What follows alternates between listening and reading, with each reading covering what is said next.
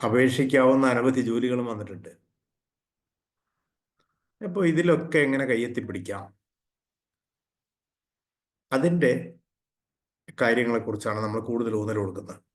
അപ്പോൾ this will be an interactive session, no monologue, not a radio, not a television. Television പോലും ഇന്ന് ഇൻട്രാക്റ്റീവായി അല്ലേ? വാർത്ത യൂട്യൂബിലൂടെ നമ്മളൊരു വാർത്താ ബുള്ളറ്റിൻ ഏഷ്യാനെറ്റോ മനോരമയോ ഏതെങ്കിലും ചാനൽ കേട്ടുകൊണ്ടിരിക്കുക, അവരോട് നമുക്ക് അങ്ങോട്ട് കമൻറ്റിൽ കമ്മ്യൂണിക്കേറ്റ് ചെയ്യാവുന്ന കാലമാണ്. അപ്പോൾ ഇവിടെ നമ്മൾ ചോദിച്ചും പറഞ്ഞും പോവും. കാരണം അറിയുന്നത് സിംഗിൾ സ്റ്റെപ്പ്, അപേക്ഷിക്കുന്നതൊക്കെ വെരി സില്ലി സിമ്പിൾ തിങ്. പക്ഷെ നേടാൻ ഒരക്ഷയക്കാരനും കൈപിടിക്കില്ല, ഒരു സിജിയും കൈപിടിക്കില്ല. കാരണം അത് നമ്മൾ ഒറ്റയ്ക്ക് കടക്കേണ്ട നൂൽപ്പാലമാണ്. ആ നൂൽപ്പാലത്തേക്ക് എത്താനുള്ള വഴികൾ, ബുദ്ധിമുട്ട് കുറഞ്ഞ വഴികൾ എങ്ങനെ ബാലൻസ് ചെയ്ത് പോകാം. അപ്പോൾ ഇൻട്രാക്റ്റീവ് സെഷൻ ആയതുകൊണ്ട് ആദ്യം ചോദിക്കട്ടെ, ഇന്ന് ജനുവരി 12 ജനുവരി 12 പ്രത്യേകത എന്തെങ്കിലും നിങ്ങൾക്കറിയുന്നൊന്ന് ഇതിലിടുക. എൻ്റെ വിവാഹ വാർഷികമാണെന്ന് പേഴ്സണൽ മെസ്സേജ് ഇട്ടിരിക്കുന്നു. Okay, congratulations. പക്ഷേ ഇവിടെ നമുക്ക്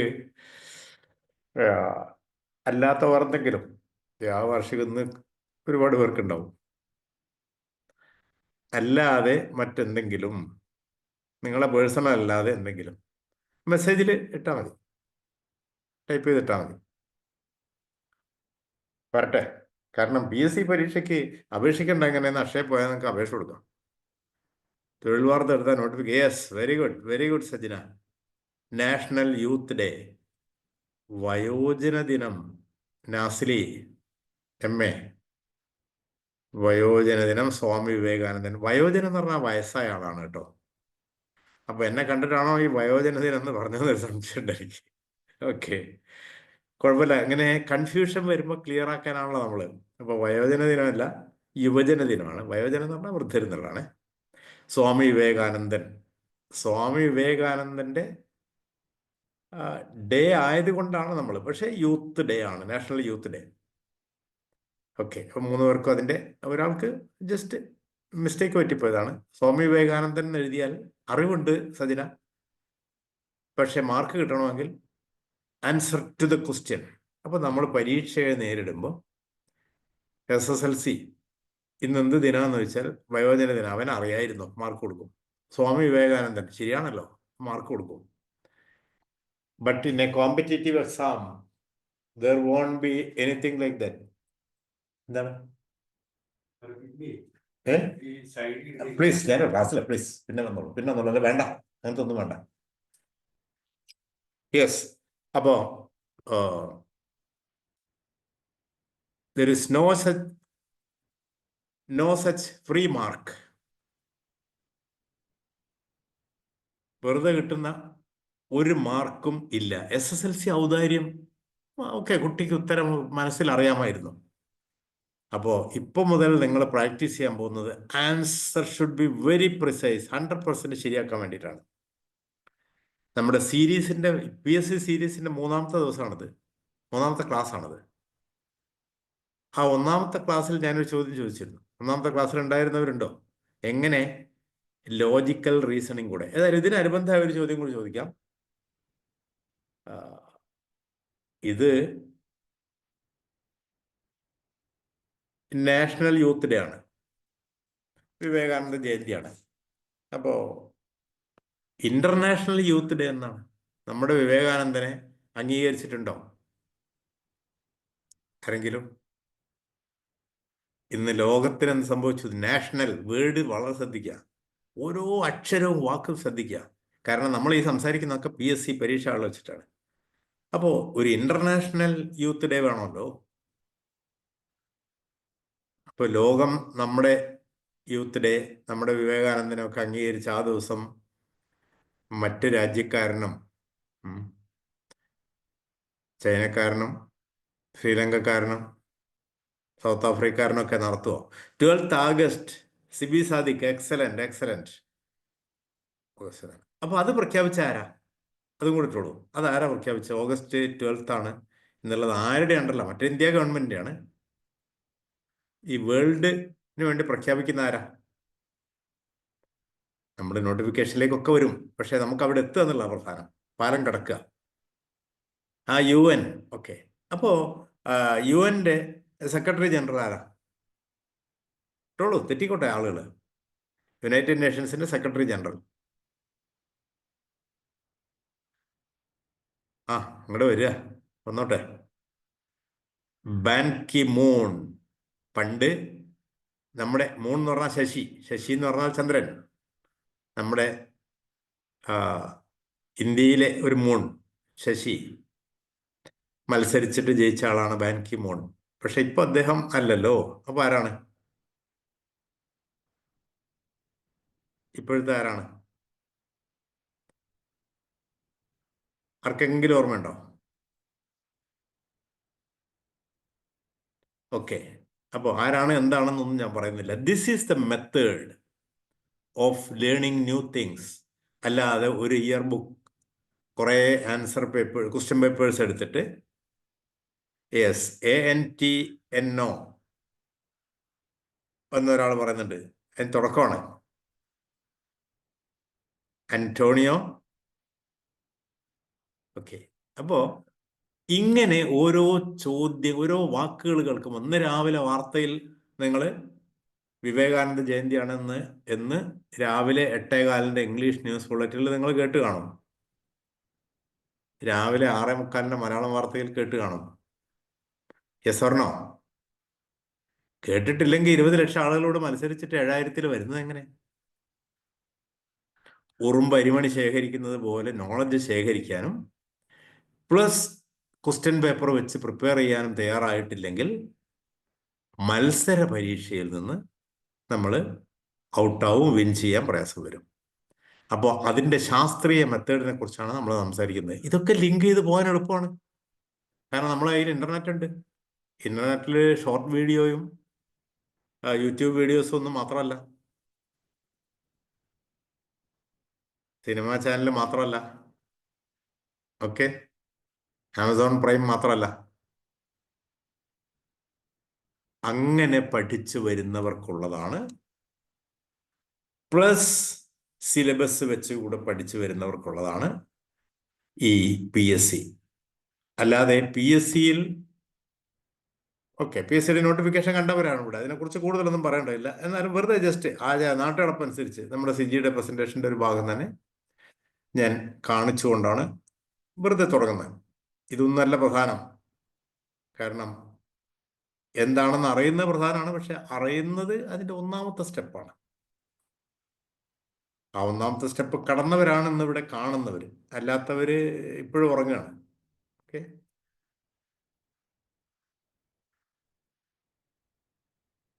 ഓക്കെ. അപ്പോ പരീക്ഷ എന്തൊക്കെയാണ് ഇപ്പൊ നടക്കാൻ പോകുന്നത്? റൈറ്റ്.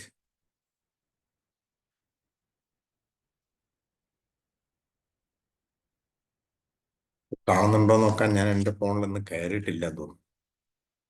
ഇപ്പൊ പ്രസന്റേഷൻ അതിൽ കാണുന്നുണ്ടോ someone? Okay, thank you. Yes Latheef bhai, നാട്ടിലുള്ള ഫുൾ സ്ക്രീൻ ആക്കണം സർ. ഫുൾ സ്ക്രീൻ ആക്കാം. ഓക്കെ, ഫുൾ സ്ക്രീൻ ആകട്ടെ. ഇപ്പൊ ഫുൾ സ്ക്രീൻ ആണ്. ഫുൾ സ്ക്രീൻ ആക്കുമ്പോൾ എനിക്ക് ഒരു സംശയമുള്ളത്, ഇനി ചേഞ്ച് ആവുമ്പോൾ നിങ്ങൾക്ക് അവിടെ ചേഞ്ച് ആവുമോ എന്നുള്ള കാര്യത്തിൽ ഒരു ചെറിയ പ്രശ്നം ഈ കഴിഞ്ഞ ദിവസം കണ്ടിരുന്നു. ഞാൻ ഏതായാലും ചേഞ്ച് ആക്കി നോക്കട്ടെ. ആ സമയത്ത് ഞാനും കേൾക്കാൻ ശ്രമിക്കട്ടെ, കാണാൻ ശ്രമിക്കട്ടെ. അപ്പോ കേരള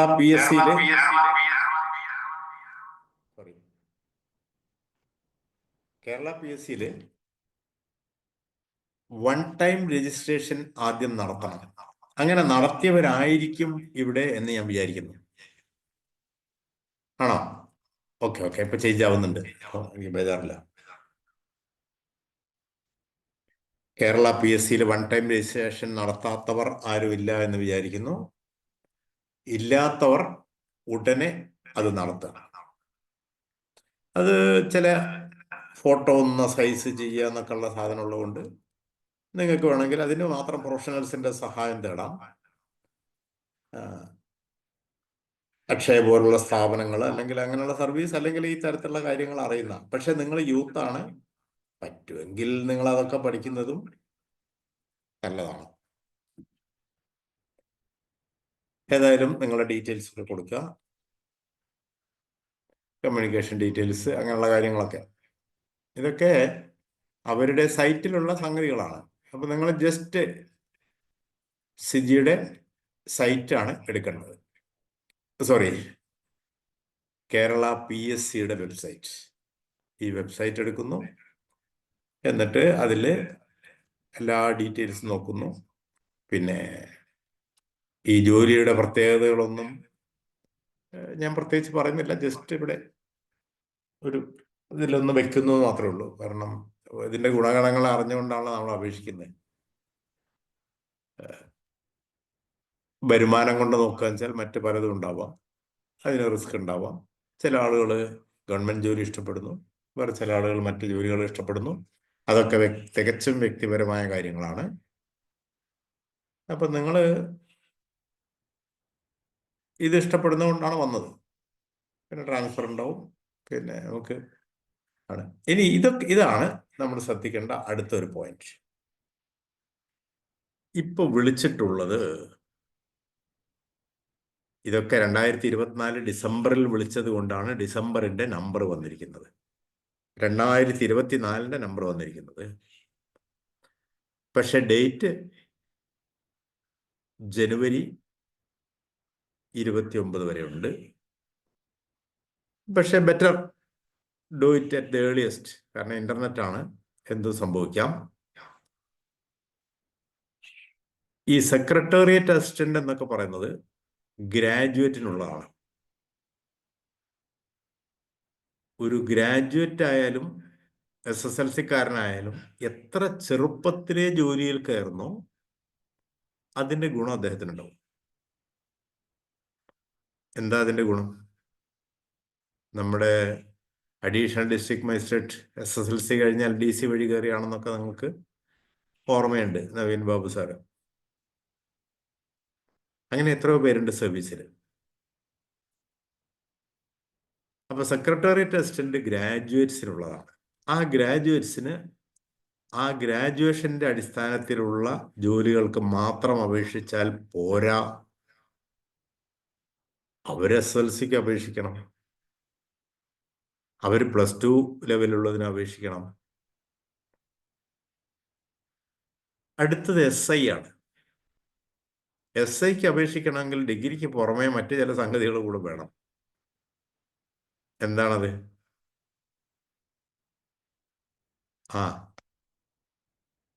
അതാണ് ഫിസിക്കൽ.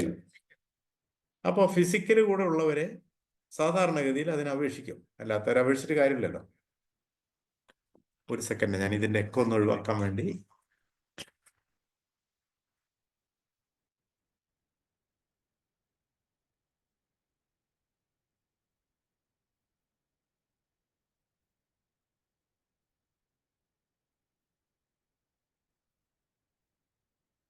ഓക്കെ. അപ്പോ അങ്ങനെ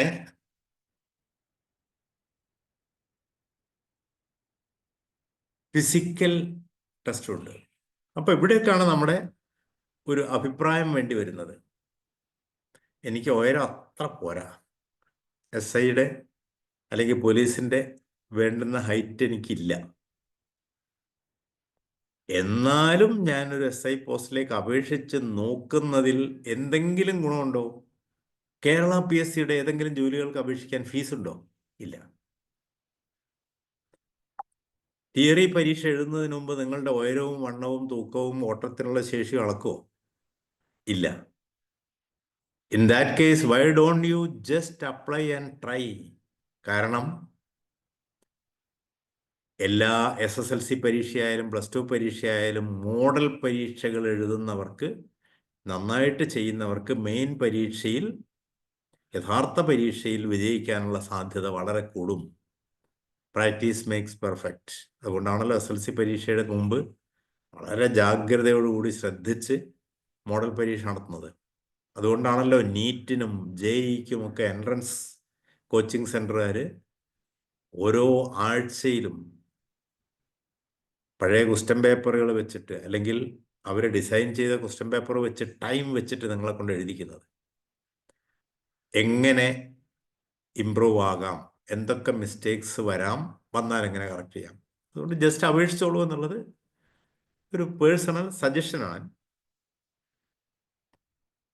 അപ്പോൾ എന്തായാലും കിട്ടുമെന്നുള്ള ഉയരവും കാര്യങ്ങളും മറ്റ് ഫിസിക്കൽ പ്രശ്നങ്ങളൊന്നും ഇല്ലാത്ത ആളുകളാണെങ്കിൽ അന്ന് ഓടാൻ പോയത് കൊണ്ട് കാര്യമില്ല. ഇന്നേ തുടങ്ങണം ഫിസിക്കൽ ആക്ടിവിറ്റി.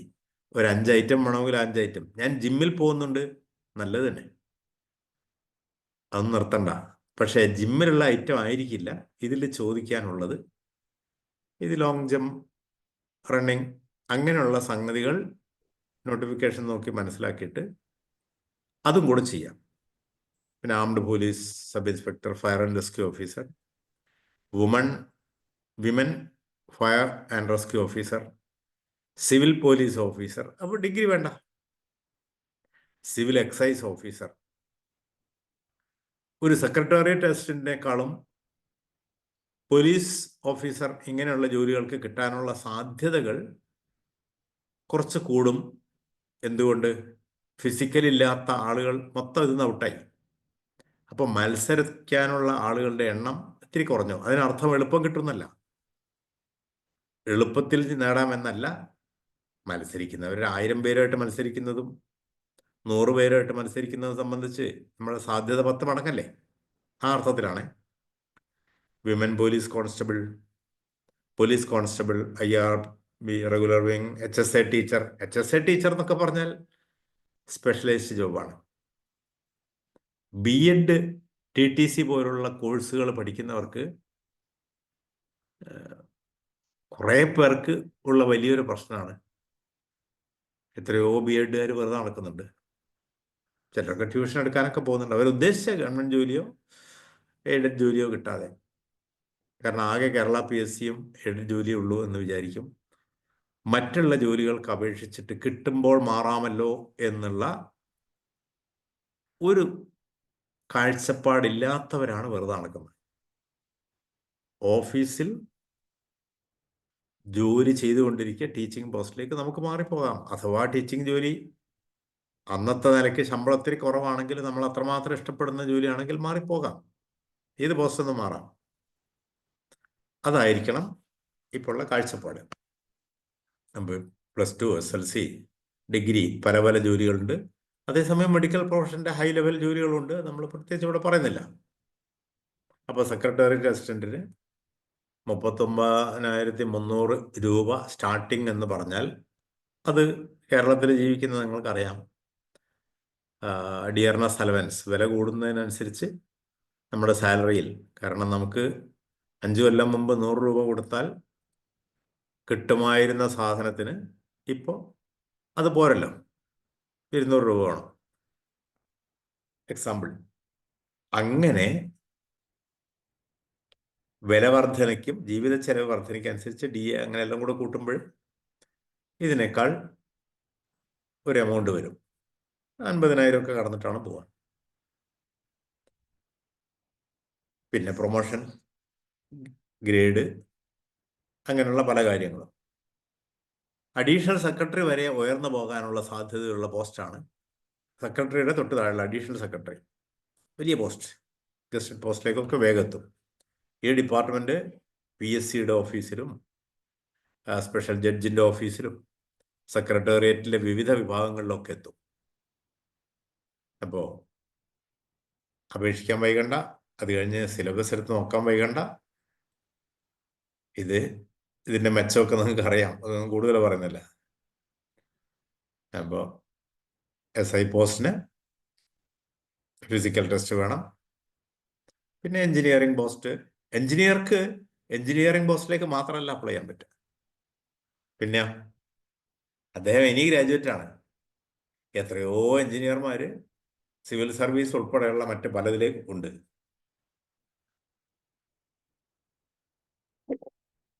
പക്ഷെ പ്രിപ്പറേഷൻ മെത്തേഡ് വ്യത്യാസം ഉണ്ടാവും.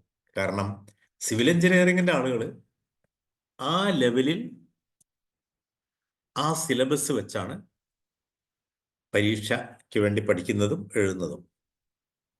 മറ്റ് ചില കാര്യങ്ങൾ എക്സ്ട്രാ വേണം, നമുക്ക് ഇംഗ്ലീഷും അത്യാവശ്യം വിവരമൊക്കെ വേണം. പക്ഷെ ബേസിക്കലി ഇതാണ്. പക്ഷെ അവൻ ജനറൽ ആയിട്ടുള്ള കാര്യങ്ങൾ കൂടെ ഒന്ന് ഊന്നൽ കൂടുതൽ കൊടുക്കുമ്പോൾ മറ്റതിനും ഇത് കിട്ടിയിട്ടില്ലെങ്കിൽ എടുക്കാം, ആ കാഴ്ചപ്പാട്. ഇത് കേരള PSCയെ കുറിച്ച് പറയുമ്പോൾ കേരള PSC എന്ന് പറയുന്നൊരു വാക്കാണ്. ആ വാക്ക് മത്സര പരീക്ഷയുടെ ഒരു പര്യായമായിട്ട് വേണം കണക്കാക്കാൻ. അല്ലാതെ PSC എന്നുള്ള 3 അക്ഷരത്തിൽ ഒതുങ്ങരുത്. അങ്ങനെ ഒതുങ്ങിപ്പോയവർക്കാണ് ജോലി കിട്ടാൻ വൈകുന്നത് എന്നുള്ളതൊക്കെ നമ്മൾ ആമുഖ ക്ലാസ്സിൽ പറഞ്ഞിരുന്നു. ഇല്ലാത്തവർക്ക് വേണ്ടി ഞാൻ ജസ്റ്റ് ഒന്നുകൂടെ പറയുന്നത് മാത്രം. അപ്പോൾ ഡിഗ്രി ക്വാളിഫിക്കേഷനുള്ള പോസ്റ്റുകളൊക്കെയാണ്. +2 ഉള്ളതുണ്ട്, SLC ഉള്ളതുണ്ട്. അപ്ലൈയുടെ കാര്യമൊക്കെ നമ്മൾ പറഞ്ഞു. കേരള PSCയുടെ സൈറ്റിൽ കയറുക, അപേക്ഷ കൊടുക്കുക. ഇതൊന്നും വലിയൊരു ഇഷ്യൂ ആക്കി വെക്കാൻ പാടില്ല. ഇതല്ല പ്രധാനം. ഒരുക്കങ്ങളും പ്രിപ്പറേഷനാണ്. അപ്പോൾ പ്രിപ്പറേഷൻ എങ്ങനെയാവണം?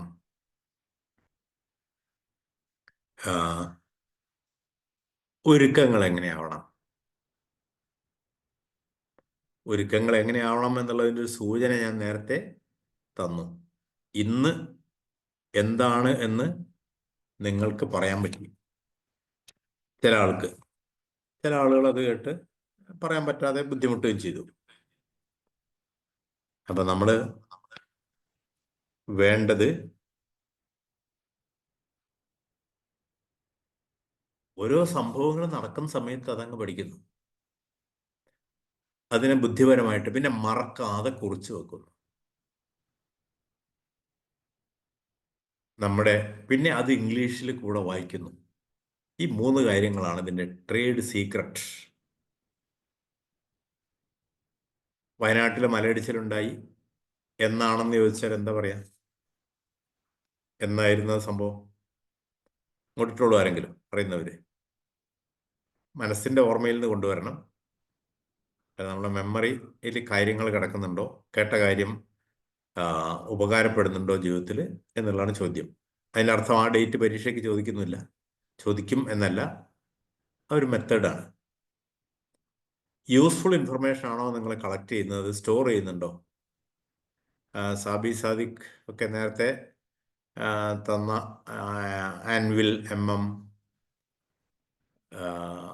നസിലി, സജിന തുടങ്ങിയ ആളുകളൊക്കെ നേരത്തെ മെസ്സേജ് തന്നാണ്. ഓക്കെ, അവര് ഓർക്കുന്നുണ്ടോ? എനിവൺ? ജൂലൈ 30. Very good. ഇത് ഓർമ്മയിൽ ഉണ്ടായത് എങ്ങനെ? വളരെ ആലോചിച്ചിട്ട് മനസ്സിൽ സൂക്ഷിക്കുന്നതായിരിക്കാം. നിങ്ങൾ വീട്ടിലൊരു ബുക്ക് ഉണ്ടാക്കണം, വലിയൊരു നോട്ട്ബുക്ക്, ഓരോ ദിവസവും നടക്കുന്ന സംഭവങ്ങൾ. അപ്പോൾ പെട്ടെന്ന് ഒറ്റയടിക്ക് സാബി സാദിഖ് മലയടിച്ചിൽ എന്താ ഇംഗ്ലീഷ്? കാരണം ഡിഗ്രി ലെവലിലുള്ള പരീക്ഷ എഴുതാൻ പോകുന്നുണ്ട്, ഇംഗ്ലീഷ് എഴുതാനുണ്ട്. എന്താ അതിന് ഇംഗ്ലീഷ്? ചെറിയ കാര്യങ്ങളാണ് വലിയ കാര്യങ്ങൾ. അതിന് ഇംഗ്ലീഷ് എന്താന്ന് പെട്ടെന്ന്, സാബി മാത്രം ഇടാനല്ല, മറ്റെല്ലാവരും പെട്ടെന്ന് നാവിൻ തുമ്പിൽ വരുന്നുണ്ടോ? ഇല്ലെങ്കിൽ ഇംഗ്ലീഷിന്റെ കാര്യത്തിൽ നിങ്ങൾക്ക് പ്രശ്നം ഉണ്ടെങ്കിൽ അതിനർത്ഥം ആ ഭാഗത്ത് മാർക്ക് പോവും, ലാൻഡ് സ്ലൈഡ്. Very good. അപ്പോൾ you read the news in English also, listen to the English bulletins also. അല്ലെങ്കിൽ മനസ്സിലുള്ളത് വേഗത്തിൽ ഇംഗ്ലീഷിലേക്ക് വരാൻ പറ്റാതെ, ഇംഗ്ലീഷ് വാക്കുകൾ തിരിച്ചറിയാൻ പറ്റാതെ അവിടെ നിന്ന് ബുദ്ധിമുട്ടും. അപ്പോൾ അതാണ് അടുത്ത സുപ്രധാന പോയിന്റ്. അതായത് നിങ്ങൾ വെറുതെ ഇത് ക്ലാസ് കേട്ട് പോകുന്നതല്ല പ്രധാനം, നിങ്ങൾ അതിലേക്ക് എത്തുക എന്നുള്ളതാണ്. പിന്നെ നമ്മൾ വലിച്ചു വാരി SSLC പരീക്ഷയ്ക്കൊക്കെ നമ്മൾ അങ്ങ് എഴുതുകയാണ്. ഞാൻ തുടക്കത്തിൽ പറഞ്ഞു, അതിനൊക്കെ മാർക്ക്. അത് കുട്ടികളല്ലേ, അവരെ ടെൻഷൻ അടിപ്പിക്കരുത് എന്നൊക്കെ ഉള്ളൊരു വിശാലമായ കാഴ്ചപ്പാടിന്റെ ഭാഗമാണ് എന്നാണ് പറയുന്നത്. എന്തോട്ടെ, അതിനെക്കുറിച്ച് പലർക്കും പല അഭിപ്രായമുണ്ട്. പക്ഷെ യഥാർത്ഥ ജീവിതത്തിൽ ആൻസർ അറിയാത്തവൻ തോൽക്കും. ഓക്കെ, വെറുതെ ജയിപ്പിക്കുന്ന ഒരു പരിപാടിയില്ല. അവിടെ കുട്ടി ആയതുകൊണ്ട് ടെൻഷൻ അടിക്കാതിരിക്കാനായിരിക്കാം. അപ്പോൾ അതുകൊണ്ട് പ്രിപ്പറേഷൻ്റെ കാര്യം ആണ് ഏറ്റവും പ്രധാനം. ആ പ്രിപ്പറേഷൻ്റെ മെത്തേഡ്സ്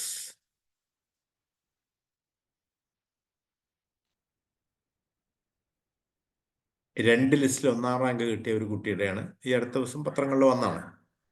ഇത്തിരി വൈകി തുടങ്ങിയവർക്കും ജന്മനാളുള്ള കഴിവുള്ളതുകൊണ്ടാണ്. പിന്നെ പഠനത്തിന്റെ ചില മെത്തേഡാണ് ഈ കാണിക്കുന്നത്. കണ്ടിന്യൂസ് ആയിട്ട് നമ്മൾ ഇരുന്ന് ഒരു പഠനവും അങ്ങനെ പാടില്ല, ഇതും പാടില്ല. കാരണം തലയിൽ കയറില്ല. മനസ്സിൽ ശ്രദ്ധ നിൽക്കുന്നിടത്തോളം കാലം മാത്രം വായിക്കുക. പിന്നെ നെഗറ്റീവ് മാർക്ക് എന്ന് പറയുന്ന ഒരു സാധനമുണ്ട്. ആ നെഗറ്റീവ് മാർക്ക് വരാതെ നോക്കുക എന്നുള്ളതാണ് പരീക്ഷയുടെ ഏറ്റവും പ്രധാനപ്പെട്ട തത്വങ്ങളിലൊന്ന്. പിന്നെ നമ്മളിങ്ങനെ എല്ലാത്തിനെയും ചോദ്യമാക്കി മാറ്റിയിട്ട് നടക്കുന്ന എന്തും, ഇപ്പോൾ ISROയുടെ കാര്യത്തിൽ എന്തോ ഒന്ന് നടക്കുന്നുണ്ട്. ആ എന്തോ ഒന്ന് എന്താണെന്ന് നിങ്ങൾ ന്യൂസ് കേൾക്കുമ്പോഴോ പത്രം കാണുമ്പോഴോ തന്നെ എടുത്തു വെക്കാൻ ബാധ്യസ്ഥരാണ്. പിന്നെ അപ്രധാന വാർത്തകളും പ്രധാന വാർത്തകളും സോർട്ട് ചെയ്യുന്ന കാര്യത്തിൽ നിങ്ങളുടെ കഴിവ് പ്രധാനമാണ്. കാരണം ഇപ്പോൾ കേരളത്തിൽ ഏറ്റവും കൂടുതൽ ചർച്ച ചെയ്യപ്പെടുന്ന വിഷയം എന്താണ്? ഇന്നും ഇന്നലെയൊക്കെ ആയിട്ട് ഞാൻ പറയണ്ട, നിങ്ങൾക്ക് തന്നെ അറിയാം എന്താണ് ആ വിഷയം. ഒരു പെൺകുട്ടിയുടെ വലിയ ഒരു ഗുരുതരായ പ്രശ്നം. പിന്നെ വേറൊരു ചലച്ചിത്ര താരത്തെ ഒരാൾ ഇൻസൾട്ട് ചെയ്തതായിട്ട് ബന്ധപ്പെട്ട് ജയിലുമൊക്കെ ആയിട്ടുള്ള ബന്ധപ്പെട്ട പ്രശ്നം. ഇതൊക്കെ നമ്മൾ ഒന്നും വായിച്ചിട്ടില്ലെങ്കിൽ നമ്മൾ അറിയും. പക്ഷേ ഈ ISROയുടെ കാര്യവും പിന്നെ പ്രധാനമന്ത്രി പോയിട്ട് തറക്കല്ലിട്ടു, മുഖ്യമന്ത്രി പുതിയ പദ്ധതി പ്രഖ്യാപിച്ചു ഇത്ര കോടിയുടെ എന്നൊക്കെ പറയുമ്പോഴുള്ള കാര്യവും നമ്മൾ അങ്ങോട്ട് ചെന്ന് അന്വേഷിച്ചാലേ കിട്ടൂ. അപ്പോൾ അത് മറ്റേ ആദ്യം പറഞ്ഞ രണ്ട് കാര്യങ്ങൾ ഒരു പരീക്ഷയിലും ചോദിക്കുന്നതല്ല. അപ്പം അത്തരം കൗതുകകരമായ വിഷയങ്ങൾ ലോകത്ത് അങ്ങനെയൊക്കെ നടക്കുന്നുണ്ടെന്നുള്ളതൊക്കെ നമ്മൾ ജസ്റ്റ് മനസ്സിലാക്കണമെന്നുള്ളതല്ലാതെ അതിനപ്പുറത്തൊന്നും വേണ്ട. ഇലക്ഷൻ നടക്കുമ്പോൾ ഒരു 3 മാസമൊക്കെയാണ് കേരളത്തിൽ പാലക്കാടും ഒക്കെ ആയിട്ടുള്ള പ്രചാരണത്തിനും ഒക്കെ വേണ്ടി നമ്മൾ പത്രങ്ങളൊക്കെ ചാനലുകളൊക്കെ സ്പേസ് സമയം ചെലവാക്കുന്നത്. പക്ഷെ നമ്മളെ സംബന്ധിച്ചിടത്തോളം, പരീക്ഷ എഴുതാൻ പോകുന്നവരെ സംബന്ധിച്ചിടത്തോളം കേരളത്തിൽ ഒരു ഇലക്ഷൻ ഉണ്ടായി. ഏത് ഇലക്ഷനാണ് അത്? ബൈ ഇലക്ഷൻ എന്നാണ് അതിൻ്റെ പേര്. അതിൽ ഇന്ന ആൾ ജയിച്ചു, അത്രേ ഉള്ളൂ. 1 മിനിറ്റ് കൊണ്ട് പഠിക്കേണ്ട സാധനം നമ്മുടെ കയ്യിലുള്ളൂ. ജേർണലിസ്റ്റ് ആവാൻ പോകുന്ന ആൾ ഓഫ് കോഴ്സ് ഓരോ ചലനവും അങ്ങോട്ടും ഇങ്ങോട്ടും നടന്ന വാദപ്രതിവാദങ്ങളൊക്കെ പഠിക്കണം. അപ്പോൾ മെത്തേഡ്, നമ്മൾ എന്തിനു വേണ്ടി വായിക്കുന്നു, അങ്ങനെ നിങ്ങളുടെ വായന മാറ്റിയോ, അങ്ങനെ നിങ്ങളുടെ കേൾവി മാറ്റിയോ, അങ്ങനെ നിങ്ങളുടെ ശ്രദ്ധ മാറ്റിയോ? പിന്നെ ഇതൊന്നും ഇഷ്ടപ്പെട്ട് ചെയ്യുന്നതല്ല. മുഹമ്മദ് അലി കാഷ്യസ് ക്ലേയുടെ പ്രസ്താവ ഒരു വാക്കാണ്. ആരാ മുഹമ്മദ് അലി കാഷ്യസ് ക്ലേ? ഒന്ന് ഇവിടെ ഇടുക. മുഹമ്മദ് അലി കാഷ്യസ് ക്ലേ ആരാണ് എന്നറിയുന്ന ആള് ഒന്ന് ജസ്റ്റ് ഇവിടെ ഇടുക.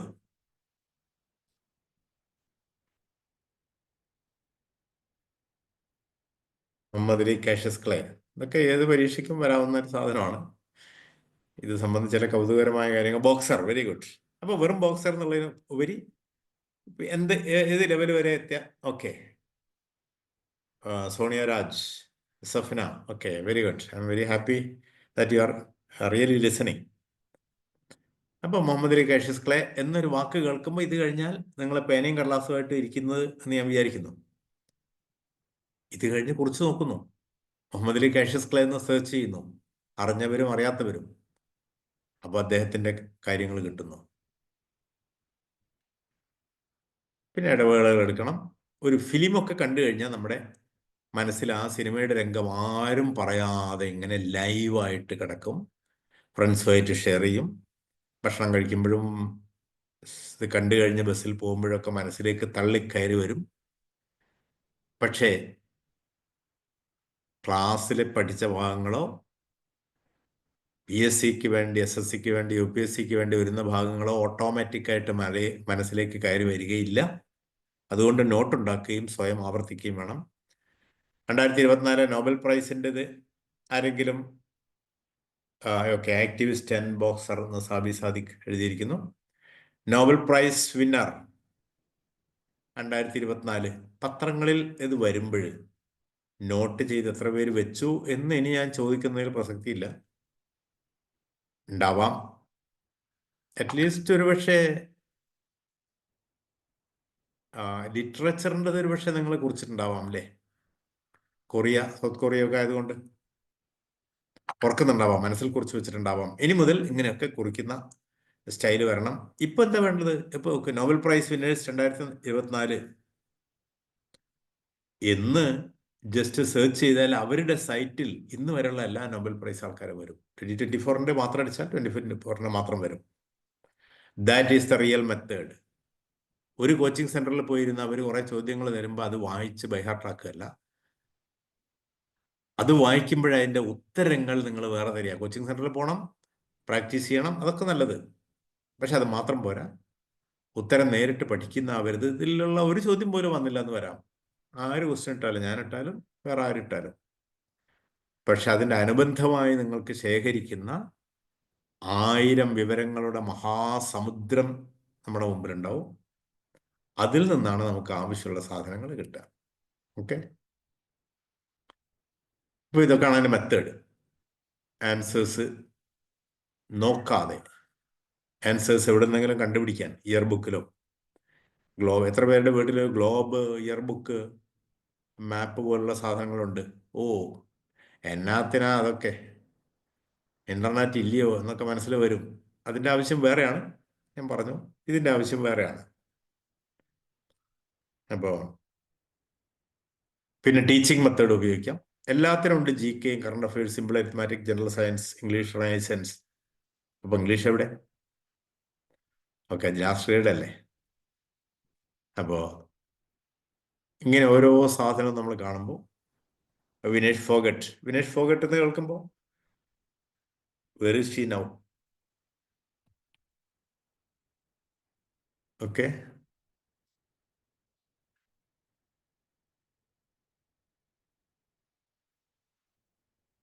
പിന്നെ സംഭവിക്കുന്ന PSC എഴുതാൻ പോകുന്ന നിങ്ങൾക്ക് സംഭവിക്കാൻ പാടില്ലാത്ത ചില സംഭവങ്ങൾ. 58 ആൻസർ പേപ്പേഴ്സ് ആർ ഇൻവാലിഡ്, അസാധു. ഏത് പോസ്റ്റിലേക്കാ? തദ്ദേശ സെക്രട്ടറി തസ്തികയിൽ. ഇതൊക്കെ തൊഴിൽ വാർത്തകളിലൊക്കെ വന്ന വാർത്തകളാണ്. നമ്പർ തെറ്റായി രേഖപ്പെടുത്തി, ബാർകോഡ് വികൃതമാക്കി, ഒറ്റ ഉത്തരവും എഴുതിയില്ല. ഇങ്ങനെയൊക്കെയുള്ള കാരണങ്ങൾ കൊണ്ട്, ഒറ്റ ഉത്തരവ് എഴുതാത്തത് പോട്ടെ, വേറെ അറിയില്ലെങ്കിൽ, പക്ഷേ നമ്പറൊക്കെ തെറ്റിക്കുക. അപ്പോൾ കെയർലെസ്നെസ് കൊണ്ടുണ്ടാവുന്ന മിസ്റ്റേക്കുകൾ വളരെ സൂക്ഷിക്കുക. എന്താ, ഇത് തൊഴിൽ വീതിയുടെ കട്ടിങ്ങാണ്.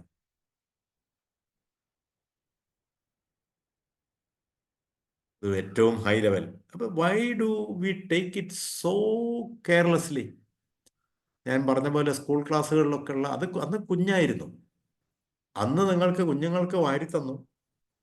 ഇപ്പം ധ്വനിച്ച് വാങ്ങി പാചകം ചെയ്ത് കഴിക്കണം. അത് മറക്കുന്നു ചില ആളുകൾ. അതുകൊണ്ടാണ് ആ ആറ്റിറ്റ്യൂഡിൽ ഇപ്പോഴും കെയർലെസ് ആയിട്ട് രജിസ്റ്റർ നമ്പർ തെറ്റിച്ചെഴുതുന്നവർ 31 പേർ. ഓക്കെ, പിന്നെ ഇങ്ങനെയുള്ള ചില കൗതുക വാർത്തകളിലൂടെ നമുക്ക് ചില കാര്യങ്ങൾ ഓർമ്മയിൽ വെക്കാം. നീരജ് ചോപ്ര, അൻഷാദ് നദീം, ആരവര്? ജാവലിൻ ത്രോയിൽ സ്വർണ്ണവും വെള്ളിയും. അപ്പോൾ ഇങ്ങനെയുള്ള സോഫ്റ്റ് സ്റ്റോറീസ് ശ്രദ്ധിക്കുമ്പോൾ ഈ പേരുകൾ നമ്മൾ മറക്കില്ല. അപ്പോൾ ഇങ്ങനെ കുറേ സാധനങ്ങളുണ്ട് PSC എന്ന് പറയുമ്പോൾ. അപ്പോൾ പഠനം എങ്ങനെ ചെയ്യുന്നു, എങ്ങനെ പ്രിപ്പയർ ചെയ്യുന്നു, ശാസ്ത്രീയമായിട്ട് എങ്ങനെ പ്രിപ്പയർ ചെയ്യുന്നു, അതാണ് പ്രധാനം. അപ്പൊ ചില കാര്യങ്ങൾ നിങ്ങൾ സമീപകാല സംഭവങ്ങൾ നിങ്ങൾ ശ്രദ്ധിച്ചിരുന്നു വെറുതെ ഒന്ന് നോക്കുക. ഇപ്പോ ആൻസർ ഇതിലിട്ടാൽ മതി. Minister of state in the ministry of tourism. ഇംഗ്ലീഷിലാണ് ചോദ്യം. Who is the minister of state in the ministry of tourism എന്ന് മാത്രമേ ചോദ്യത്തിലുള്ളൂ. അവിടെ നിങ്ങളെ വിരൽ പിടിച്ചിട്ട് ഇങ്ങനെ ചൂണ്ടിക്കാണിക്കാനൊന്നും ആരും ഉണ്ടാവില്ലല്ലോ.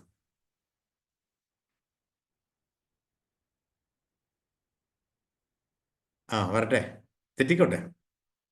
Minister of state in the ministry of tourism. Riyas Riyas Riyas. Okay okay, Riyas തെറ്റാണെന്ന് ഞാൻ പറഞ്ഞാൽ പിന്നെ അടുത്ത വരുന്ന ഉത്തരം അറിയട്ടെ. ഷാബിന, സബി, സന സിദ്ദീഖ്, റിയാസ്, സഫന CP. ഇതാണ് നമ്മൾ മലയാളത്തിൽ മാത്രം വായിക്കുകയും, മലയാള പത്രം അല്ലാതെ, അതിന് ഇംഗ്ലീഷ് പത്രം വാങ്ങാൻ കാശ് എവിടെ? എല്ലാ പത്രത്തിൻ്റെയും ഇംഗ്ലീഷ്, മിക്ക പത്രത്തിൻ്റെയും. ദേശാഭിമാനിയോ മനോരമയോ മാതൃഭൂമിയോ മാധ്യമോ പത്രങ്ങൾക്കൊക്കെ ഇംഗ്ലീഷിൽ ഓൺലൈൻ ഉണ്ട്. പണവും വേണ്ട.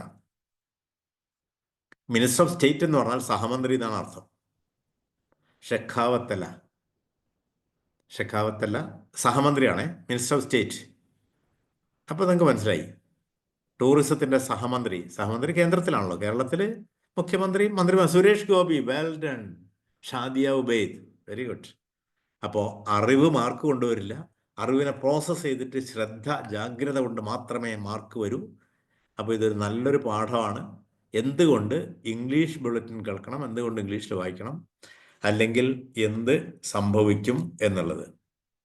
പിന്നെ നമ്മുടെ പ്രദേശത്തുള്ള കാര്യങ്ങൾ പോലും ചോദിക്കുമ്പോൾ, ഇപ്പോൾ കോഴിക്കോട്ടുകാർ കുറേ പേര് ഇതിലുണ്ടാവും. ഉണ്ടോ? കോഴിക്കോട് ജില്ല, കോഴിക്കോട് പരിസരത്ത്. ഇപ്പം ഞാനിവിടെ ഇരിക്കുന്നത് കാലിക്കറ്റ് യൂണിവേഴ്സിറ്റി പരിസരത്താണ്. എൻ്റെ കോഴിക്കോട് വളരെ അടുത്ത് തന്നെ. എനിക്ക് മലപ്പുറത്തേക്കാളും അടുത്ത്, എത്രയോ അടുത്താണ് കോഴിക്കോട്. അപ്പോൾ കോഴിക്കോടും പരിസരത്തുള്ളവർക്ക് നമ്മൾ എങ്ങനെങ്കിലും കടം വാങ്ങിയിട്ട് ടൂറ് നടത്താൻ എവിടെയെങ്കിലുമൊക്കെ പോകാൻ നോക്കും.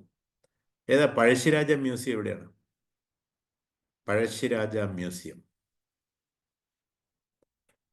ഒന്നിങ്ങോട്ടുള്ളൂ. ഇത് കോഴിക്കോട്ട് എന്ന് പറഞ്ഞു എന്ന് വിചാരിച്ചിട്ട് കോഴിക്കോട്ടുകാര് ശ്രദ്ധിക്കണമെന്നല്ല കേട്ടോ, എല്ലാവർക്കും ഉദ്ദേശിച്ചിട്ടാണ്. പഴശ്ശിരാജ മ്യൂസിയം, വയനാട്. ഗസ്. സാധാരണ പരീക്ഷകൾക്ക് നമ്മൾ ഗസ് വർക്ക് നല്ലതാണ്, പക്ഷേ ഏകദേശം ഉറപ്പുണ്ടെങ്കിൽ നമുക്ക് ഗസ് ചെയ്യാം. East Hill, very good, very good. IPhone, ആരാണ് ഈ ഐഫോൺ എന്ന് മാത്രമേ വരി കാണിക്കുന്നു? Safana CP Kozhikode, Harshina PK Kozhikode. Kozhikode East Hill, East Hill Calicut, Finuba, very good. അപ്പം നമ്മൾ ചില കാര്യം ശ്രദ്ധിക്കുന്നില്ല. ഇത്രയും പ്രധാനപ്പെട്ട ഒരു കാര്യം അവിടെ ഉണ്ട്, നമ്മൾ കാണുന്നില്ല. കണ്ടാൽ തന്നെ അതിൻ്റെ പേര് ഓർക്കുന്നില്ല. അപ്പോൾ നാച്ചുറലി ഒരു ഗസ് ആൻവിൽ നടത്തിയത് നല്ലൊരു ഗസ്സാണ്. കാരണം പഴശ്ശിരാജ എവിടെയാണ്? ഓ, വയനാടായിരിക്കുമല്ലോ. ഓക്കെ, അത് മൈനസ് മാർക്ക് ഇല്ലാത്ത എല്ലാത്തിനും അത്തരം വൈൽഡ് ഗസ് നല്ലതാണ്. ഇങ്ങനെ നിങ്ങൾ ട്രാപ്പ് ചെയ്യുക, എങ്ങനെ തോൽപ്പിക്കാം, അതാണ് എല്ലാ ചോദ്യങ്ങൾ തയ്യാറാക്കുന്നതിൻ്റെ. അതുപോലെ ഇപ്പോൾ ഏക വ്യക്തി നിയമം ഇന്ത്യയിൽ ഒരു വലിയ വിവാദ ഇഷ്യൂ ആണ്. ഏക വ്യക്തി നിയമം ഏത് ജില്ലയിലാണ് പാസ്സാക്കിയത്? സോറി, ഏത് ജില്ലയിലല്ലല്ലോ, ഏത് സ്റ്റേറ്റിലാണ് പാസ്സാക്കിയത്? ഒന്നും കൊടുത്തോളൂ. ഓക്കെ, കാരണം ഇതൊക്കെ ഞാൻ ചോദിക്കുന്നത്, നിങ്ങൾ വാർത്തകൾ കേൾക്കുക, പത്രം വായിക്കുന്നതിൻ്റെ രീതികൾ മാറ്റിയോ? ഇതൊക്കെ വളരെ പ്രധാനപ്പെട്ട ന്യൂസാണ്. ഇന്ത്യയിൽ ഇതുവരെ നടപ്പാക്കാൻ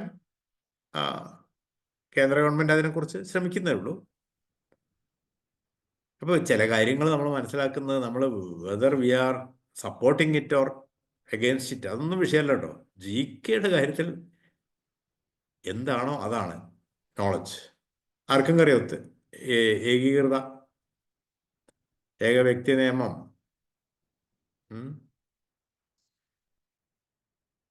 ഇല്ല.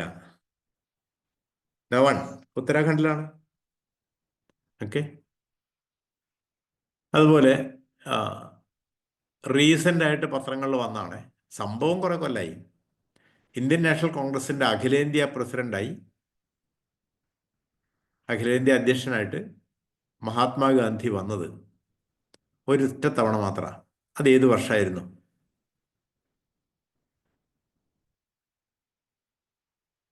ഗോവ. 1924. എക്സലന്റ് ജിൽസ. കാരണം അതുകൊണ്ട് ഈ പത്രങ്ങളിലെല്ലാം വാർത്ത വന്നാണ് ഈയിടെ. 1916 സോറി 24 2024 1924. ഫിനൂബാണ് 14 പോയത്. കുഴപ്പമില്ല. 1924 ജിൽസ സാബി സാദിഖ്. Very good. അപ്പോൾ 1924 ഡിസംബർ 27, 28 ഒക്കെ ആയിരുന്നു. അപ്പോൾ അതുകൊണ്ടാണ് 26, 27, 28. ഇനി വെരി സിമ്പിളായിട്ടൊരു ചോദ്യം ചോദിക്കട്ടെ. കേരളത്തിൽ ഇപ്പോൾ അടുത്ത വിവാദം ഉണ്ടായി. എന്താ മെക്സവന്റെ ഫുൾ ഫോം? മെക്സവൻ എന്താണെന്ന് നിങ്ങൾക്ക് അറിയാം? MEC. രാവിലെ എണീറ്റ് എന്നെ പോലെ ഉള്ള ഷുഗർ മുതൽ കൊളസ്ട്രോൾ വരെയുള്ള സർവ്വ ആധികൾ വ്യാധികൾ കീഴടക്കിയുള്ള ആളുകൾക്ക് വലിയൊരു രക്ഷയാണ് ഇപ്പോൾ അത്. പക്ഷെ അതിനെക്കുറിച്ച് ചില വിവാദങ്ങളുണ്ടായി. അപ്പോൾ ആ വിവാദങ്ങൾ വായിച്ച് രസിച്ച് അതിൽ പാർട്ടി കണക്കിന് നമ്മൾ പക്ഷം തിരിഞ്ഞ് ഏറ്റുമുട്ടുന്ന അതേ സമയത്ത് നമുക്കതിലുള്ള നോളജ് സൈഡ് എടുക്കാൻ സാധിക്കുന്നവർക്കാണ് UPSC, KPSC ഒക്കെ. പറയൂ. മെക്സവൻ MEC 7 അതിൻ്റെ ഫുൾ ഫോം എന്താണ്? വരട്ടെ.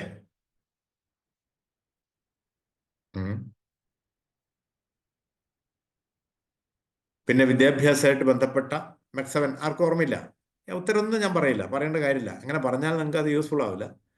കയറിയിട്ട് മെക്സവൻ വാട്ട് ഈസ് മെക്സവൻ എന്ന് അടിച്ചിട്ട് നിങ്ങളത് എടുക്കുന്ന ഒരു സ്റ്റൈലിലേക്ക് വരുമ്പോൾ അതിൻ്റെ അനുബന്ധമായിട്ട് അനേകം വിവരങ്ങൾ കിട്ടും. സ്പൂണിൽ കഴിക്കുന്നത് കോച്ചിങ് സെൻ്ററിൽ നിന്ന് സ്പൂണിൽ വിളമ്പി തന്നാലും നിങ്ങൾ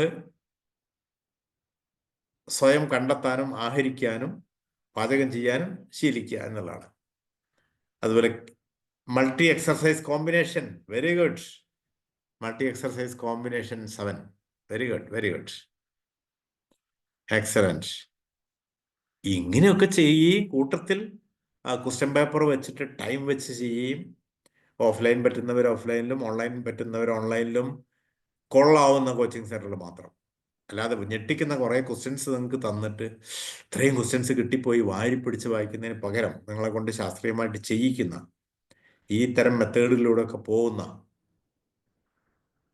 ഒരു സ്ഥാപനത്തിൽ കോച്ചിങ്ങിന് പോവുകയും ചെയ്യുമ്പോൾ, കാരണം പരീക്ഷ ഈ വരുന്ന പരീക്ഷ മാത്രമല്ല പരീക്ഷ. ഓക്കെ.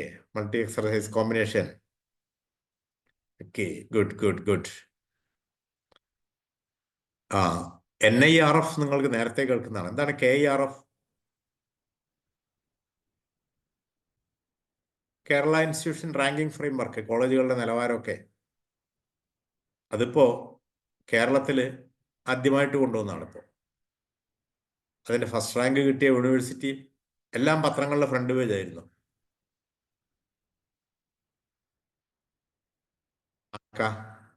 ഫസ്റ്റ് പ്രൈസ് കിട്ടിയത് ഏതോ ഒരു യൂണിവേഴ്സിറ്റി ആയിരിക്കുമല്ലോ. കേരളത്തിൽ എത്ര യൂണിവേഴ്സിറ്റി ഉണ്ട്? CUSAT. Jilsa. Very good. Keep it up, keep it up. ഇതൊക്കെ കുറിച്ച് വെക്കുകയും ചെയ്യണേ. കുറിച്ച് വെക്കണം. കുറിച്ച് വെക്കുമ്പോൾ നമുക്ക് ഓർമ്മയിൽ വരും. പിന്നെ നമ്മൾ മറച്ചു നോക്കുമ്പോൾ നമ്മൾ അനേകം ഗൈഡുകളൊക്കെ വാങ്ങുന്നുണ്ട്. അതിലൊക്കെ കുറേ തെറ്റുകളുണ്ടാവും. നമ്മൾ കുറിച്ച് വെക്കുന്നതിൽ തെറ്റില്ല തന്നെ. ഇംഗ്ലീഷും മലയാളവും കൂടി ആക്കി കുറിച്ച് വെക്കണം. Very good, very good. അപ്പോൾ അങ്ങനെ പിന്നെ എല്ലാവർക്കും അറിയുന്നതാണ് ലോകസുന്ദരി ആരായിരുന്നു. പിന്നെ ലോകസുന്ദരി, വിശ്വസുന്ദരി എന്നൊക്കെ പറഞ്ഞ കുറേ സാധനമുണ്ട് കേട്ടോ. മിസ് വേൾഡ് ആണ് ഇപ്പോൾ ഒടുവിൽ വന്നത്. ഇപ്പം ഞാൻ ചോദിക്കുന്നത് ആരാ മിസ് വേൾഡ്? പേര് പറയാൻ ഒത്തിരി പാടായിരിക്കും, കറക്റ്റ് സ്പെല്ലിംഗ് ഒക്കെ. കാരണം നമ്മുടെ നാട്ടിലെ സ്റ്റൈലിലല്ലല്ലോ അന്യരാജ്യങ്ങളിലെ പേരുകൾ. ചെറുപ്പക്കാർക്ക് ആർക്കും ഓർമ്മയില്ലേ? അവരുപയോഗിക്കുന്ന പല സൗന്ദര്യവർദ്ധക വസ്തുക്കളും ആളുകൾ അതിൻ്റെ പിന്നാലെയാണ്. അതങ്ങനെയാണല്ലോ. അതുപോലെ ഇപ്പോഴും നേരത്തെ കോവിഡ് ഉണ്ടായിരുന്നു. ഇപ്പോൾ എന്തോ ഒരു സാധനം ചൈനയിൽ വന്നു എന്ന് പറയുന്നുണ്ട്. എന്തോ ഒരു സാധനത്തിന്റെ പേര് ആർക്കെങ്കിലും ഓർമ്മയുണ്ടോ? ഓർമ്മയുണ്ടാവണം. ഇതൊക്കെ എങ്ങനെ പഠിക്കണം എന്നുള്ള ചോദ്യങ്ങളിലൂടെ ഞാൻ നിങ്ങളെ അതിൻ്റെ റൈറ്റ് ട്രാക്കിൽ ഒരു 1000 ആൻസർ കണ്ടെത്താൻ. സൗത്ത് കൊറിയൻ ഓതറായിരുന്നു കേട്ടോ ഹാൻകാങ്, നൊബേൽ പ്രൈസ് നേരത്തെ ചോദിച്ച ചോദ്യത്തിന്. അപ്പോൾ ഇങ്ങനെ അനേകം ചോദ്യങ്ങളുണ്ട്, അനേകം ഉത്തരങ്ങളുണ്ട്. പിന്നെ ഫോട്ടോയിലേക്കൊക്കെ ഒരു കണ്ണ് വെക്കുമ്പോൾ അത് മനസ്സിൽ പതിയാനുള്ള സാധ്യതകൾ കൂടുതൽ വരും. അതുപോലെ വിക്കിലീക്സ്, വിക്കിപീഡിയ നമുക്കറിയാം. HMPV സൈനബ, അതേതായിരുന്നു HMPV ഉത്തരം? ഏതിൻ്റെ ഉത്തരമായിരുന്നു HMPV എന്ന് പറഞ്ഞിട്ട് ചോദ്യം ഞാൻ മറന്നല്ലോ. റീസെന്റ് കോവിഡ് ശേഷം യെസ് സോറി ഞാൻ ഫുൾ ഫോം മനസ്സിൽ ആലോചിച്ചിട്ട്. Very good, new virus. Thank you Shadiya, Sabi, Safna, Jilsa, Zainaba, Shahina. ഇതൊക്കെ വലിയ പ്രശ്നമാണ്. എനിക്കറിയുന്ന ചില ആൾക്കാർ ചൈനയിൽ പോകാൻ ഇത്ര കാലങ്ങളായിട്ട് പ്ലാനിട്ട് പോകാൻ പുറപ്പെട്ട സമയത്താണ് ഇപ്പോൾ ഡും. അപ്പോൾ അവരോട് വരെ അതിൻ്റെ പേര് മറന്നുപോയിട്ടുണ്ട്. അപ്പോൾ നമ്മൾ കാരണം അവർക്ക് PSC എഴുതാനില്ലാത്തവരാണ്. PSC എഴുതാനുള്ള നമുക്ക് SSC എഴുതാൻ, PSC എന്നുള്ള ഒരു വാക്കാണ് ഫ്രിഡ്ജ് എന്നൊക്കെ പറയുന്ന പോലെ, അതൊരു റെഫ്രിജറേറ്റർ എന്നുള്ളതിന് പകരം ഉപയോഗിക്കുന്ന വാക്കാണ് ഫ്രിഡ്ജ്. അതുപോലെ എല്ലാ മത്സര പരീക്ഷകൾക്കും കേരള PSC എന്ന് പറയുന്ന സിംഗിൾ അജണ്ടയിൽ പോകുന്നത് കൊണ്ടാണ് നമുക്ക് ജോലി PSC കിട്ടാനും SSC കിട്ടാനും ഒക്കെ പ്രയാസം വരുന്നത്. എല്ലാ പരീക്ഷകൾക്കും അപേക്ഷിച്ച് എഴുതി തെളിയണം. നിങ്ങൾ വെറും PSCയിൽ ഒതുങ്ങി നിൽക്കരുത്. അപ്പോൾ വെരി ഗുഡ്. പിന്നെ വിക്കിപീഡിയ നമുക്കറിയാം. അതുപോലെ ഒരു വിക്കിലീക്സ്. എന്താ വിക്കിലീക്സ്? ഇതൊന്നും പഴഞ്ചൻ ചരിത്രം ചോദിക്കല്ല ഞാൻ, ഇപ്പോൾ ഈ റീസെൻ്റ്ലി വന്നതാണ്. കാരണം അദ്ദേഹം വിക്കിലീക്സിൻ്റെ ആളെ പിടിച്ചിട്ട് ജയിലിട്ടിരുന്നു. രഹസ്യ വിവരങ്ങൾ പുറത്തുവിടുന്ന ടീം. അതിൻ്റെ വിക്കിലീക്സിൻ്റെ സ്ഥാപകൻ ഇപ്പോൾ ഈ ജയിൽ മോചിതനായത് കഴിഞ്ഞ വർഷമാണ്. കൊല്ലങ്ങളോളം ജയിലിലായിരുന്നു അയാൾ. രഹസ്യം പുറത്തുവിട്ടുകൊണ്ട് ചാരക്കുറ്റമാണ് അയാൾ നടത്തിയത്. Julian Paul Assange. Very good. സഫിന് എഴുതിയല്ലോ, വെരി ഗുഡ്. അപ്പോൾ ഇങ്ങനെയുള്ളത് എങ്ങനെ ശാസ്ത്രീയമായി നമുക്ക് ഉപയോഗിക്കാം. പിന്നെ പേരുകൾ ഉപയോഗിക്കുമ്പോൾ ഞാൻ ഒന്നാമത്തെ ക്ലാസ്സിൽ ഇതിൻ്റെ സീരീസിൻ്റെ ഫസ്റ്റ് ക്ലാസ്സിൽ ചോദിച്ചൊരു ചോദ്യം ഞാൻ ഈ സാഹചര്യത്തിൽ, കാരണം മനസ്സിൽ നിങ്ങളെങ്ങനെ pause okay Julian Assange. Very good Sabi, Safina. ആ ചോദ്യം ഞാൻ വീണ്ടും ആവർത്തിക്കുകയാണ്. ഓരോ തവണ ആവർത്തിക്കുമ്പോഴും ആ ചോദ്യത്തിന് വ്യത്യസ്ത ഉത്തരം കിട്ടാം, വ്യത്യസ്ത ശരി ഉത്തരം കിട്ടാം. ഇപ്പൊ കിട്ടിയൊരു പക്ഷെ അന്നത്തെ ഉത്തരം തന്നെ ആയിരിക്കണം. Who is the president of USA? ഓരോ ചോദ്യവും മനസ്സിരുത്തി വായിക്കണം. ഞാൻ school exam, academic exam, non academic exam വ്യത്യാസം എടുത്തു പറയാണ്. Who is the president of USA?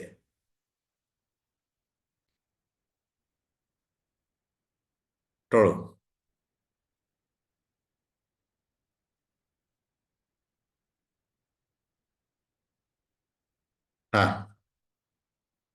John Biden, Trump. John Biden, Shadiya. John അല്ല കേട്ടോ, ജോ എന്നാണേ. ഷാദിയ, ട്രംപ്. സാരല്ല, സ്പെല്ലിംഗ് ഒന്നും നോക്കണ്ട, അത് ഇംഗ്ലീഷ് വായിക്കുമ്പോൾ ട്രംപാണ്. ആൻവിൽ, സഫ്ന,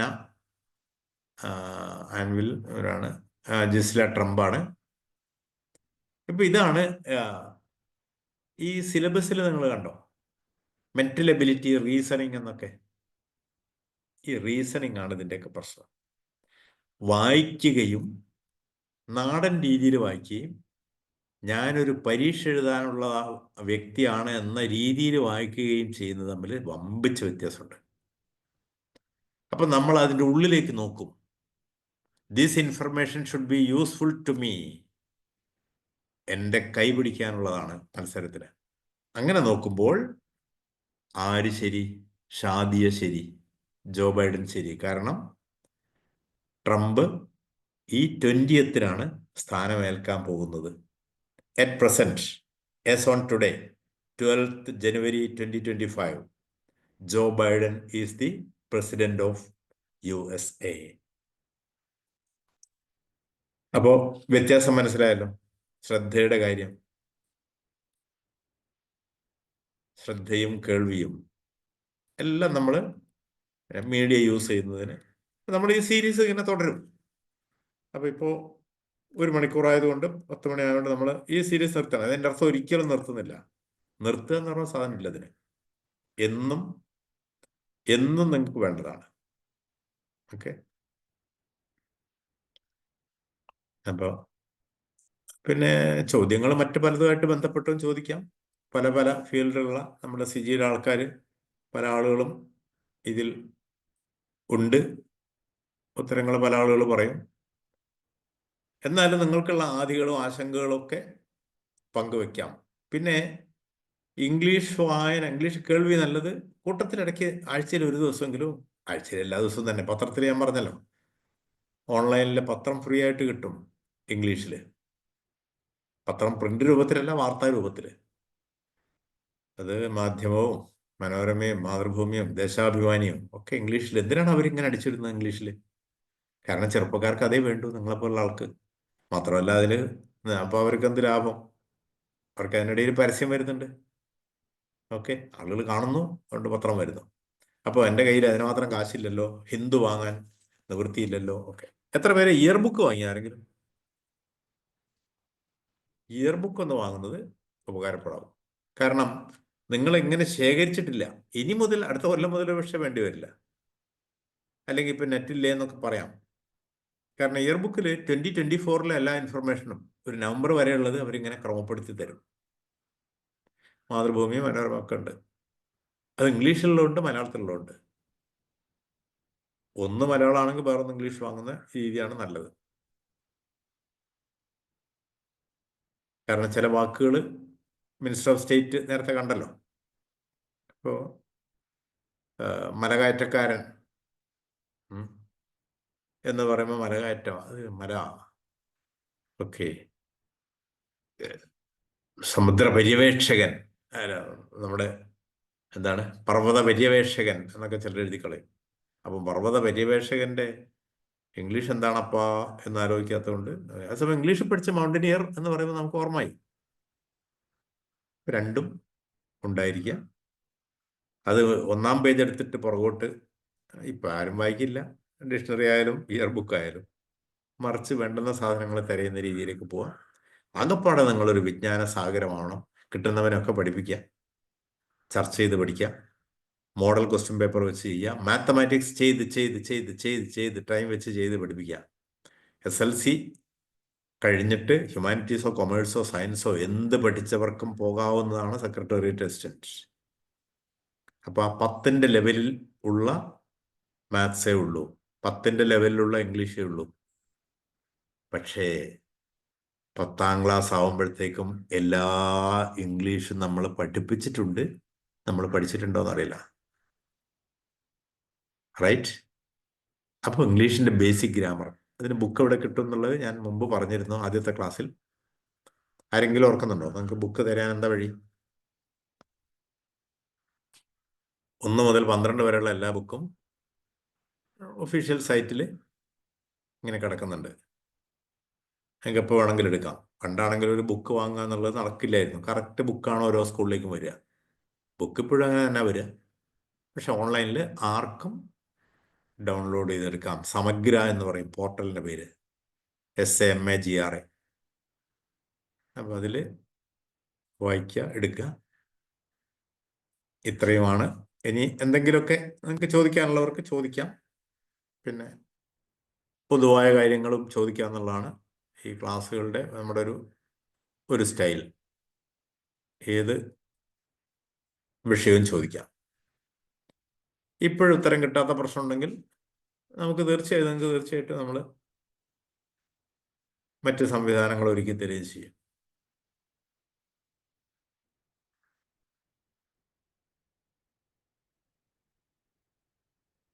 ഒരു കുറേ നോളജ് തരിക എന്ന് പറയുമ്പം ഭൂമിയിലെ നോളജിന് പരിധിയില്ല. ആ നോളജ് തന്നാൽ ഇപ്പോൾ ഹാപ്പിയാവും.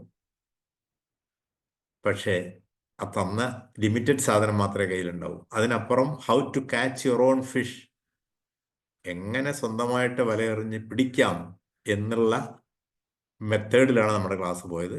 അങ്ങനത്തെ ക്ലാസ് കൊണ്ട് മാത്രമേ നിങ്ങൾക്ക് പ്രയോജനം ഉണ്ടാവൂ.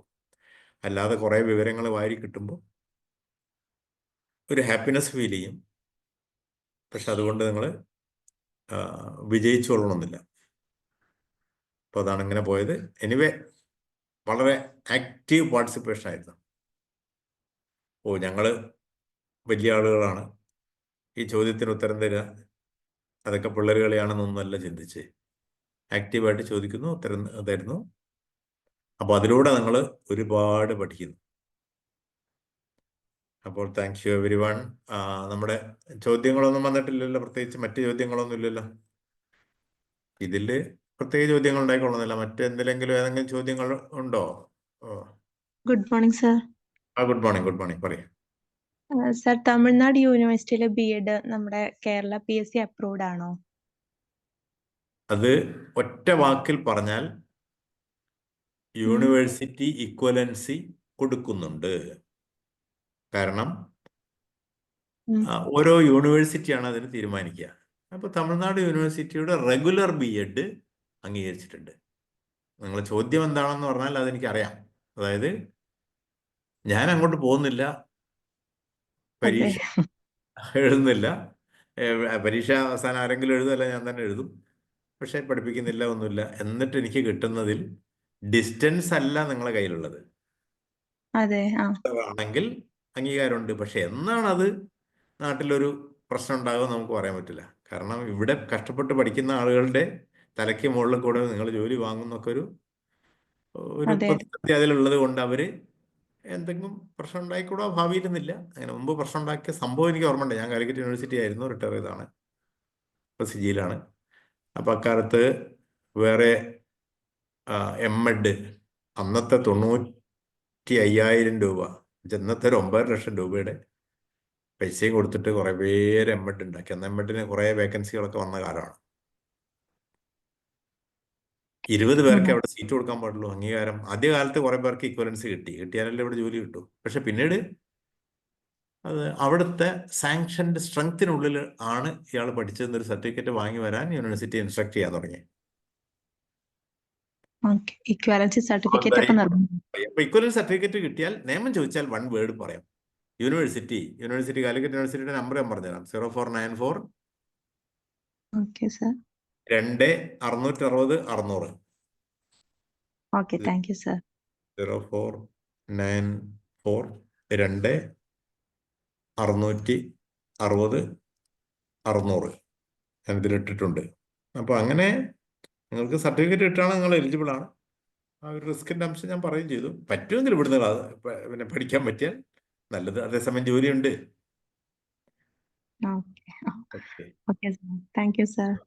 വെൽക്കം.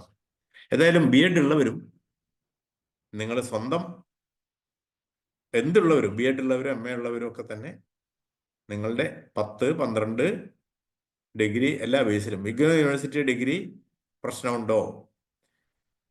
ഓരോ യൂണിവേഴ്സിറ്റിയുടെയും അത് കേരളത്തിലെ സർവകലാശാലകൾ നൽകിയതോ അംഗീകരിച്ചതോ ആയ ബിരുദം, അതായത് ഈ വിദ്യാഭ്യാസ യോഗ്യത എന്നാണ് PSC പറയുക. അപ്പോൾ യൂണിവേഴ്സിറ്റി ഇൻഡിവിജ്വൽ ആയിട്ട് കോഴ്സുകളെയാണ് അംഗീകരിക്കുക.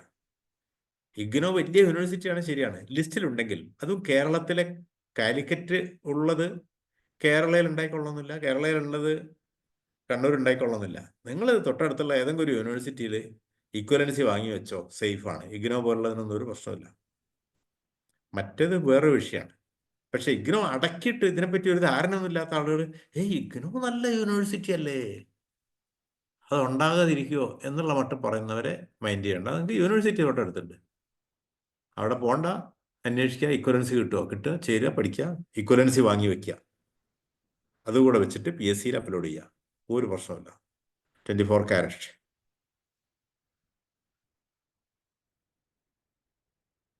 ഒരു ടെൻഷനും വേണ്ട. PSCയുടെ വല്ല ലിസ്റ്റിലുള്ളവരുണ്ടോ? Okay, welcome. അഷ്മിന.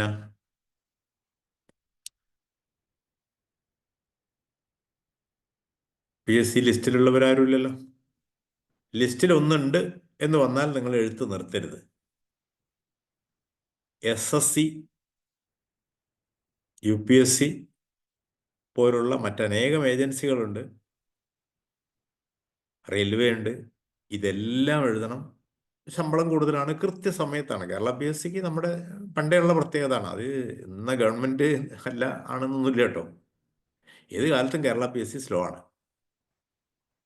SSC ടൈം ബൗണ്ടാണ് കേന്ദ്ര ഗവൺമെൻറ്. അത് ഏത് കേന്ദ്ര ഗവൺമെൻറ് ആണെന്നുള്ളതല്ല, പണ്ടേ ഉള്ള അതിൻ്റെ ഒരു രീതിയാണത്. ഒരു വർഷത്തിനുള്ളിൽ എല്ലാ നടപടിയും പൂർത്തിയാക്കി അടുത്ത കൊല്ലം കൃത്യമായിട്ട് നോട്ടിഫിക്കേഷൻ നടത്തും. DA സമയത്തിന് കിട്ടും. അതൊക്കെ ഒരു പ്രത്യേകതയാണ്. അപ്പോൾ അതിൻ്റെ പേരിൽ മാത്രമല്ല, നിങ്ങൾ ട്രൈ ചെയ്യുമ്പോൾ എല്ലാം ട്രൈ ചെയ്താൽ പിന്നെ കേരളം മതിയെങ്കിൽ കേരളം വിട്ട് ഇങ്ങോട്ട് പോരാൻ, ശമ്പളം കുറഞ്ഞാലും. കേന്ദ്രത്തിൽ ശമ്പളം കൂടുതലുണ്ട് സമാന തസ്തികകളിൽ. ഇവിടെ ഡിഗ്രി ബേസ് ഉള്ളതിന് കിട്ടുന്ന അല്ല, അതിനേക്കാൾ വളരെ കൂടുതലുണ്ട്. സ്റ്റാഫ് സെലക്ഷൻ കമ്മീഷൻ്റെ CGL, combined graduate level exam. പിന്നെ CG, ചെറിയ കുട്ടികളൊക്കെ ഉള്ളവരുണ്ടെങ്കിൽ ആപ്റ്റിറ്റ്യൂഡ് ടെസ്റ്റ് നടത്താറുണ്ട് കേട്ടോ, CDAT. ഏതാണ് എനിക്ക് പറ്റിയ കോഴ്സ് എന്ന് കണ്ടെത്താൻ വേണ്ടി CG നടത്തുന്ന പരീക്ഷയുടെ പേരാണ് CDAT. പഠിച്ചാൽ എനിക്ക് ഇന്നതാണ് പറ്റുക. അതിൽ തന്നെ പല ഡിഗ്രിയും എടുത്തിട്ട് പറ്റാതെ നിർത്തിയവരും അതുകൊണ്ട് പ്രയോജനപ്പെടാതെ പോയതും എൻ്റെ വഴി ഇതായിരുന്നില്ലല്ലോ എന്ന് വൈകി തിരിച്ചറിഞ്ഞവരൊക്കെ ആയിട്ടുള്ള പലരെ കാണും. അങ്ങനെ പറ്റാതിരിക്കാനുള്ള വഴിയുണ്ട്.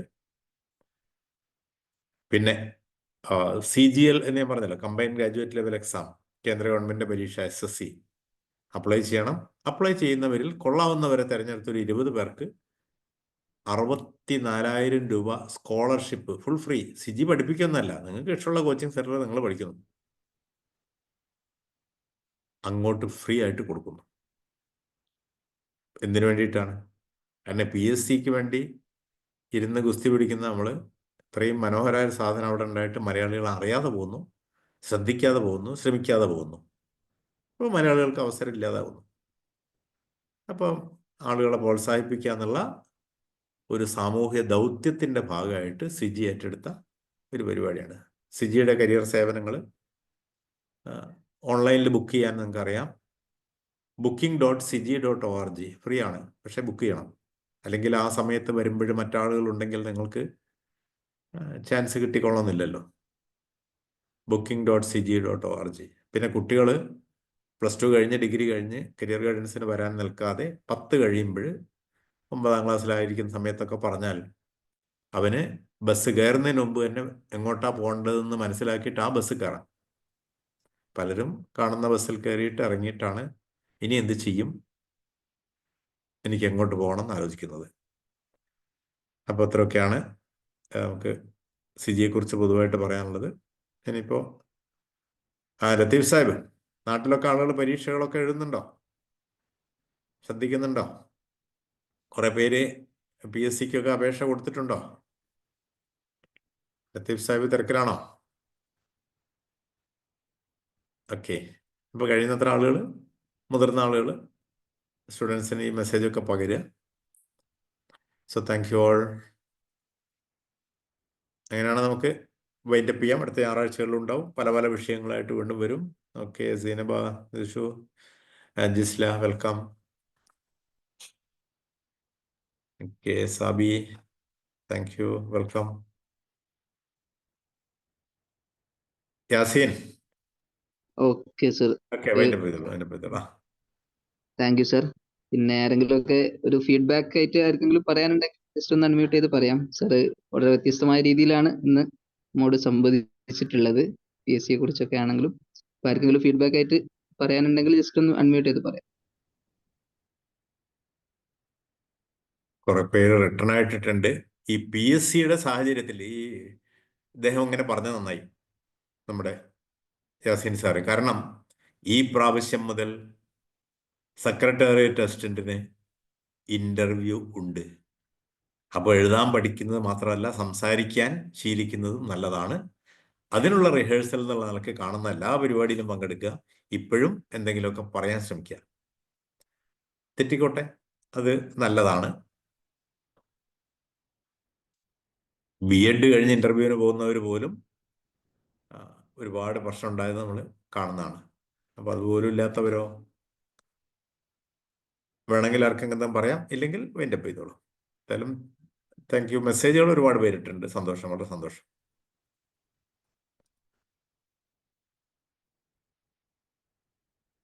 ഓക്കെ, ഓക്കെ, ഫീഡ്ബാക്ക് ആയിട്ട് ആരും പറയുന്നുണ്ടോ? ഓക്കെ, മെസ്സേജുകളായിട്ട് എല്ലാവരും ഇട്ടിട്ടുണ്ട്. ഓക്കെ, അപ്പോ PSCയുടെ മൂന്നാമത്തെ ഒരു സീരീസ് നമ്മൾ ഇപ്പോൾ മുന്നോട്ട് പോയിട്ടുള്ളത്. വളരെ വ്യത്യസ്തമായ രീതിയിൽ നമ്മളോട് പിന്നെ PSCയെ കുറിച്ചും അതിന്റെ ചോദ്യങ്ങൾ ഏത് രീതിയിലാണ് വരുന്നത് എന്നതിന്റെ ഒരു എക്സാമ്പിൾ നമുക്ക് മുന്നിൽ പ്രസന്റ് ചെയ്തതാണ് ശരിക്കും സർ ചെയ്തിട്ടുള്ളത്.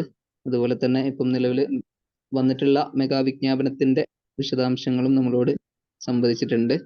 ഏതായാലും ഈ ഒരു പരിപാടിക്ക് നേതൃത്വം കൊടുത്ത സിജിയുടെ പ്രിൻസിപ്പൽ കരിയർ കൗൺസിലർ സക്രിയ സാറിന് എല്ലാവിധ നന്ദിയും സിജി കരിയർ ഡിപ്പാർട്ട്മെന്റിന്റെ പേരിലും ഇവിടെ കൂട്ടിയിരിക്കുന്ന എല്ലാവരുടെ പേരിലും അറിയിക്കുകയാണ്. അതുപോലെ തന്നെ നിങ്ങൾക്ക് വ്യത്യസ്തമായിട്ടുള്ള സംശയങ്ങളും PSCയെ കുറിച്ചും SSCയെ കുറിച്ചും അതുപോലെ തന്നെ സിജി പ്രൊവൈഡ് ചെയ്യുന്ന സ്കോളർഷിപ്പുകളെ കുറിച്ചും ഒക്കെ നിങ്ങൾക്ക് സംശയങ്ങളും ചോദ്യങ്ങളും ഉണ്ടാവും. ഇതിനെക്കുറിച്ചൊക്കെ നിങ്ങൾക്ക് വാട്സപ്പിലും അതുപോലെ തന്നെ സിജിയുടെ ഓഫീസുകളിൽ ബന്ധപ്പെട്ടാലും നിങ്ങൾക്ക് അതിനുള്ള ഉത്തരങ്ങൾ ലഭിക്കും. സിജി മലപ്പുറം, കോഴിക്കോട് ഓഫീസുകളിൽ എല്ലാ ദിവസവും കരിയർ കൗൺസിലിംഗ് നടക്കുന്നുണ്ട്.